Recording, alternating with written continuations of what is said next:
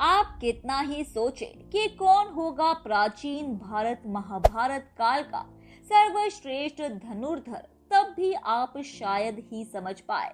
आओ जानने के लिए अंतिम क्रम से पहले क्रम के धनुर्धर के बारे में, अर्थात पहले हम बताएंगे सबसे कमजोर धनुर्धर के बारे में, फिर अंत में बताएंगे सर्वश्रेष्ठ धनुर्धर के बारे में। हालांकि सर्वश्रेष्ठ का चयन करने का अधिकार हमें नहीं है, हम तो बस उनकी शक्ति के बारे में जानकर ऐसा कह सकते हैं। प्राचीन भारत में हुए हजारों धनुर्धरों में सर्वश्रेष्ठ कौन था, आइए जानते हैं। सबसे पहले अर्जुन। 5 पांडवों में से एक अर्जुन की धनुष विद्या भी जग प्रसिद्ध थी। गुरु द्रोण के श्रेष्ठ शिष्यों में से वे एक थे अर्जुन। द्रोण ने अर्जुन को धनुष सिखाते वक्त वचन दिया था कि तुमसे श्रेष्ठ इस संसार में कोई धनुर्धर नहीं होगा। अर्जुन के धनुष की टंकार से पूरा युद्ध क्षेत्र गूंज उठता था। रथ पर सवार कृष्ण और अर्जुन को देखने के लिए देवता भी स्वर्ग से उतर गए थे, लेकिन अर्जुन से भी श्रेष्ठ कोई था जिसे दुनिया अर्जुन से श्रेष्ठ मानती थी। नंबर 2, एकलव्य। गुरु द्रोण की मूर्ति बनाकर मूर्ति के समक्ष एकलव्य ने धनुष विद्या सीखी थी। गुरु द्रोण को जब इस बात का पता चला कि एकलव्य अर्जुन से भी श्रेष्ठ धनुष बाण चलाना सीख गए हैं, तो उन्होंने एकलव्य से पूछा कि तुमने ये विद्या कहाँ से सीखी। इस पर एकलव्य ने कहा, गुरुवर, मैंने आपको ही गुरु मानकर आपकी मूर्ति के समक्ष ये विद्या को हासिल किया था। इस बात पर द्रोण ने कहा कि जब तो हम गुरु दक्षिणा के हकदार हैं। एकलव्य ये सुनकर प्रसन्न हो गया और कहने लगा, मांगिए गुरुदेव, क्या चाहिए। द्रोण ने कहा कि तुम जिस हाथ से प्रत्यंचना चढ़ाते हो, मुझे उस हाथ का अंगूठा चाहिए। अर्जुन को दिए वचन की रक्षा के लिए ही उन्होंने एकलव्य से उसका अंगूठा मांग लिया था। नंबर 3, कर्ण। वैसे तो महाभारत काल में सैकड़ों योद्धा हुए हैं, लेकिन कहते हैं कि युद्ध में कर्ण जैसा कोई धनुर्धर नहीं था। कवच और कुंडल नहीं उतरवाते तो कर्ण को मारना असंभव था।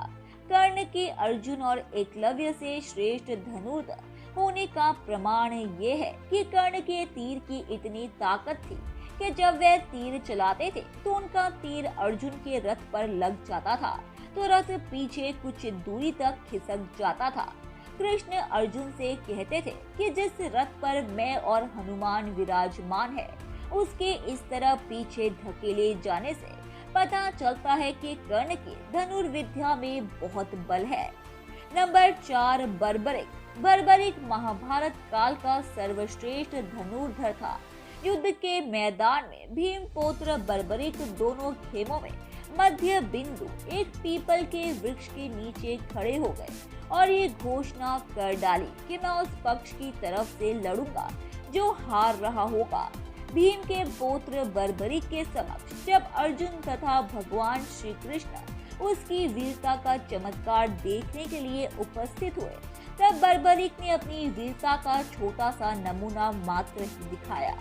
कृष्ण ने कहा कि ये जो वृक्ष है, इसके सारे पत्तों को एक ही तीर से छेद दो तो मैं बांध जाऊंगा। बर्बरिक ने आज्ञा लेकर तीर को वृक्ष की ओर छोड़ दिया। जब तीर एक एक कर सारे पत्तों को छेदता जा रहा था, उसी दौरान एक पत्ता टूटकर नीचे गिर पड़ा।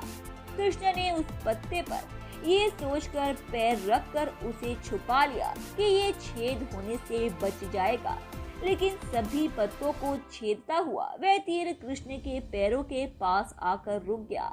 तब बर्बरिक ने कहा, प्रभु, आपके पैर के नीचे एक पत्ता दबा है, कृपया पैर हटा लीजिए, क्योंकि मैंने तीर को सिर्फ पत्तों को छेदने की आज्ञा दे रखी है, आपके पैर को छेदने की नहीं। नंबर 5, भगवान श्री कृष्ण। भगवान श्री कृष्ण सर्वश्रेष्ठ धनुर्धर भी थे। ये बात तब पता चली जब उन्होंने लक्ष्मण को प्राप्त करने के लिए स्वयंवर की धनुष प्रतियोगिता में भाग लिया था। इस प्रतियोगिता में कर्ण, अर्जुन और अन्य कई सर्वश्रेष्ठ धनुर्धरों ने भाग लिया था। द्रौपदी स्वयंवर से कहीं अधिक कठिन थी। लक्ष्मण स्वयंवर की प्रतियोगिता भगवान श्री कृष्ण ने सभी धनुर्धरों को पछाड़कर लक्ष्मणा से विवाह किया था। हालांकि लक्ष्मणा पहले से ही श्री कृष्ण के अपने पति मान चुकी थी, इसलिए श्री कृष्ण को इस प्रतियोगिता में भाग लेना पड़ा। श्री कृष्ण के धनुष का नाम शारंग था।